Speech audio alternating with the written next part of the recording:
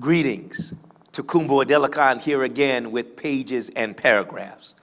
The first book I would like to bring to your attention today is a book entitled A Different Mirror. A Different Mirror. Subtitled A History of Multicultural America by a great and legendary thinker by the name of Ronald Takaki, who is professor of cultural studies at UC Berkeley. Served on that faculty in a distinguished way for many years. What I like about A Different Mirror is that what Professor Takaki does is he expands our imagination by giving us a bird's eye view of American history and American legacy, by allowing us to see how various and distinct ethnic groups have contributed to the great mosaic of this rich land. He talks about the history of Native Americans, of African Americans, of women, of Latin Americans, of Irish, and of course, all Americans coming together to form this rich mosaic. He shows their contributions to democratic culture, to the struggle for freedom, to political integrity in terms of us being a nation of laws.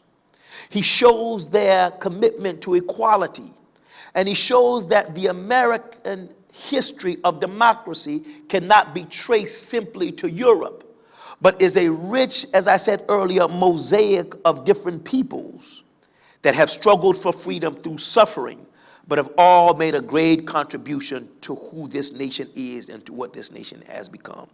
And so it's very important as we talk about justice and peace, and as we talk about revising, amen, the laws of this nation and the policies of this nation, and as we talk about mounting anti-racial struggles, that we begin to mine the rich history of our country and celebrate the virtue, the value, and the visions of the variety of ethnic groups and cultural identities that have added to the rich legacy of this country.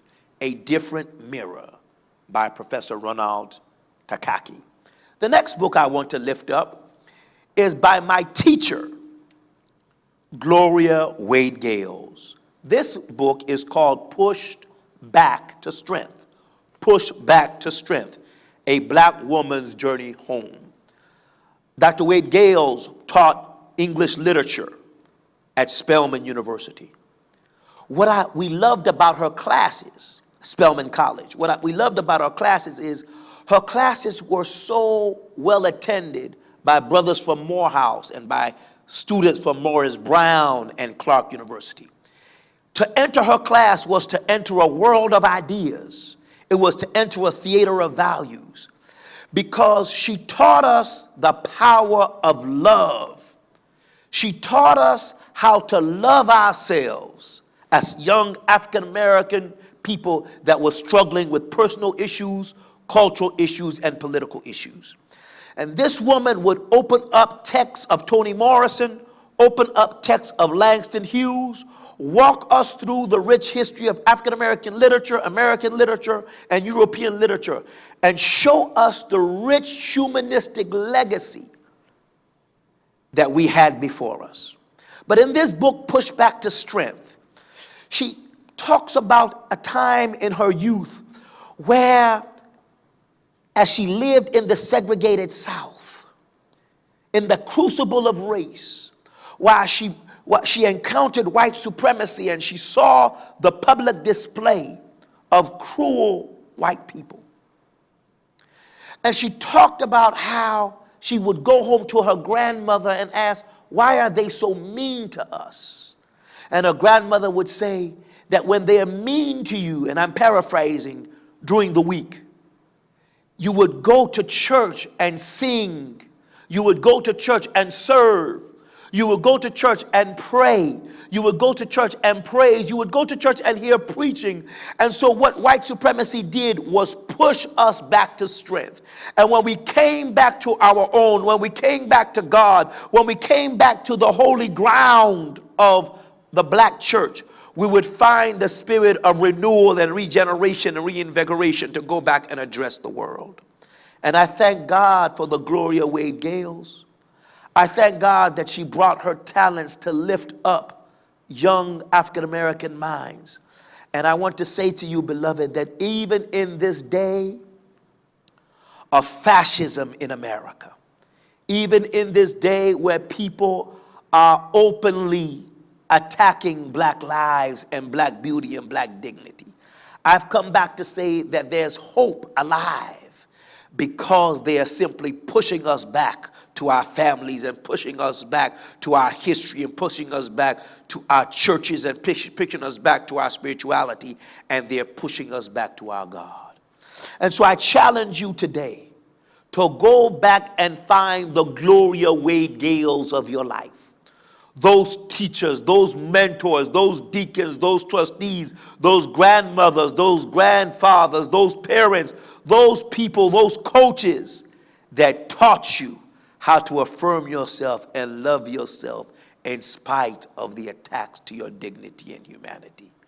So to all of the teachers that taught us how to alleviate suffering and to love our black selves, we salute you. Push Back to Strength by Sister Dr. Professor Gloria Wade Gales. The next book I have is a book by one of the greatest minds of American history. That great teacher, mentor, professor, historian, and strategist, Vincent Harding. He wrote a book called Hope and History. Hope and History.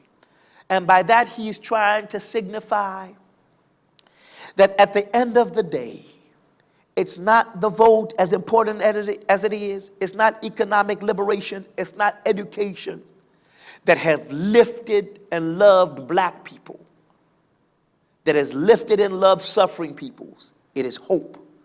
That because hope against hope allows us to see a better day ahead, we now have the intellectual weaponry and the spiritual wherewithal to go back and engage in proper political activism and social action, and to develop economic and financial initiatives and practices to move our families and our people from where they are.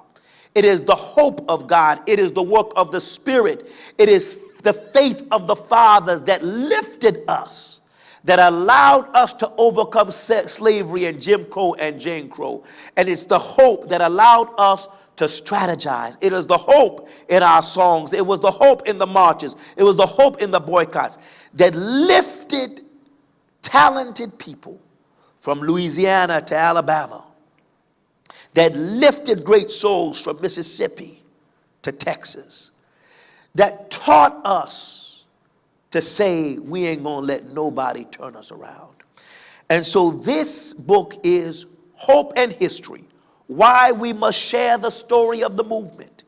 And I would say that the reason why we must share the story of the movement is because the movement can be seen as a relay race.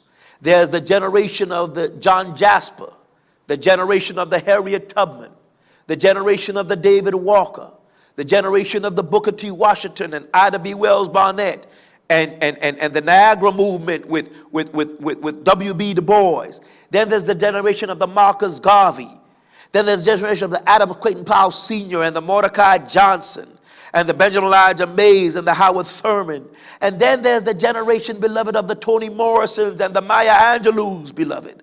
Then there's the generation of the Shirley Chisholms and the Ella Bakers. There are rich generations, and each generation has their own story to tell.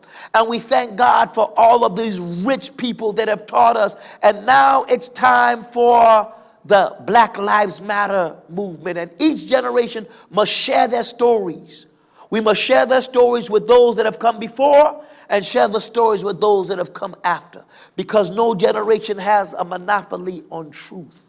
And today is the generation, or the day of the generations of people that must now take the lessons, take the truths, take the knowledges, take the energy of those that have come before, and continue to move our people and this nation to the place of love and liberty and the pursuit not just of happiness, but of joy, where we can all value each other as image bearers of Jesus Christ. Hope in history.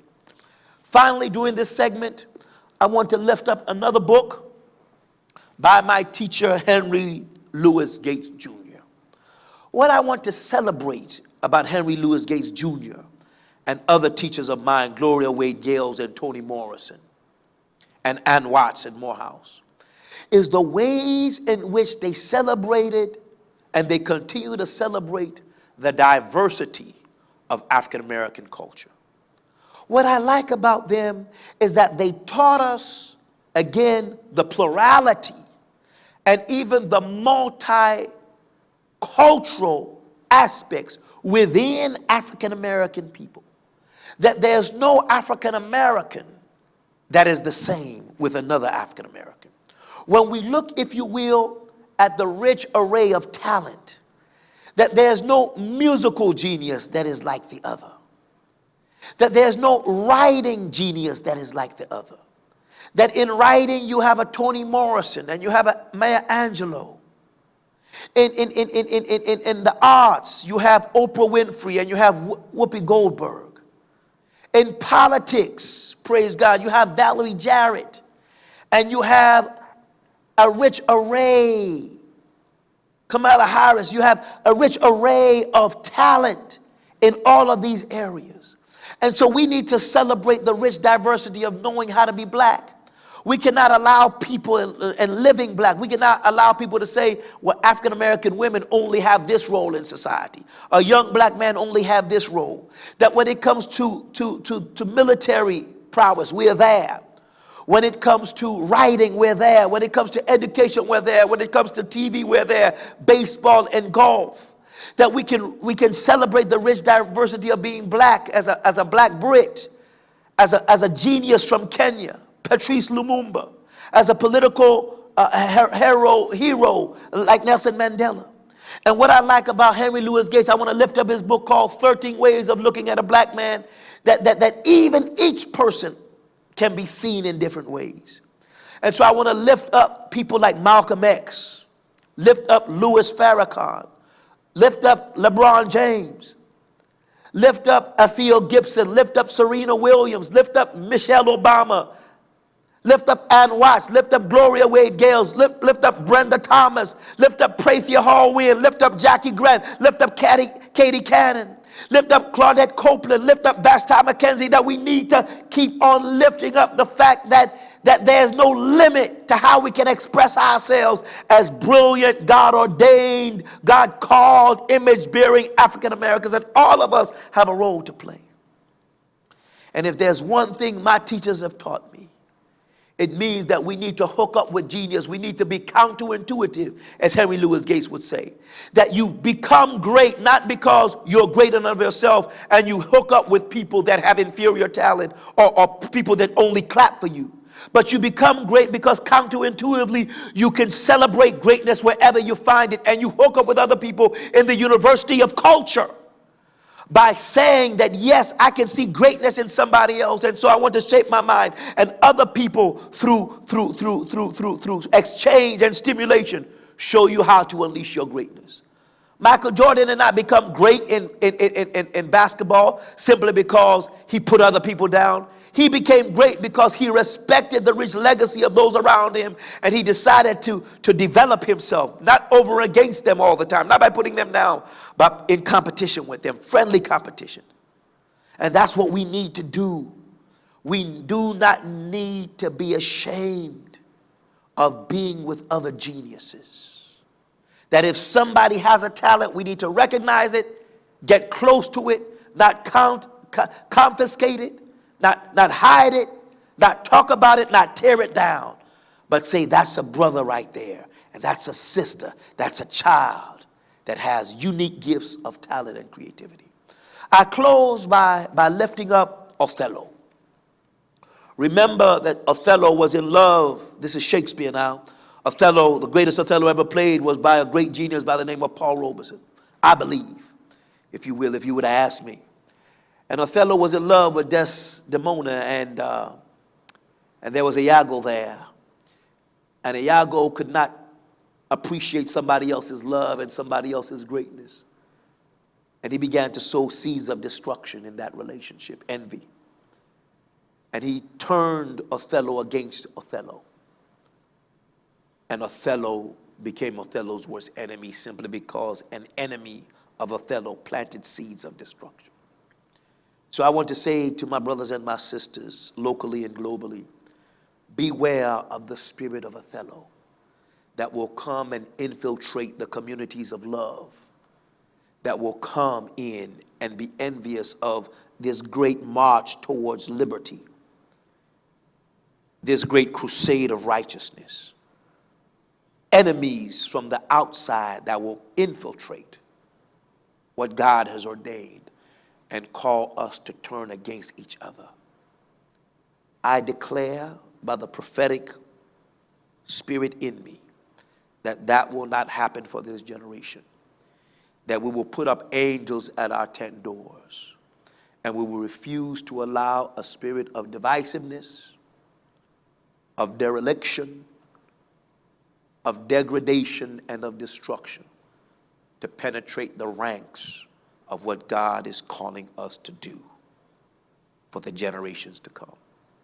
Remember, at the end of the day, we are not called to deliver greatness for ourselves or even for America. We're called to deliver greatness for God, because where we are going and what we are becoming has been God ordained. And God is the one that will have to tell us, well done, good and faithful servant. I want to hear him say, well done, good and faithful generation, because you have pleased me and you have sought my will over everything else. Trust in the Lord with all thine heart and lean not to thy own understanding. In all thy ways we must acknowledge him and he will direct our paths. Beloved, let us listen to the Spirit, because the Spirit will show us how to navigate these times. Walk together, children. Don't you get weary. There's a great camp meeting in the promised land. Tokunbo Adelekan here. Paragraphs and pages from the Tabernacle Baptist Church of Dayton to our community, local and global. We love you and we'll see you soon. Peace and blessings.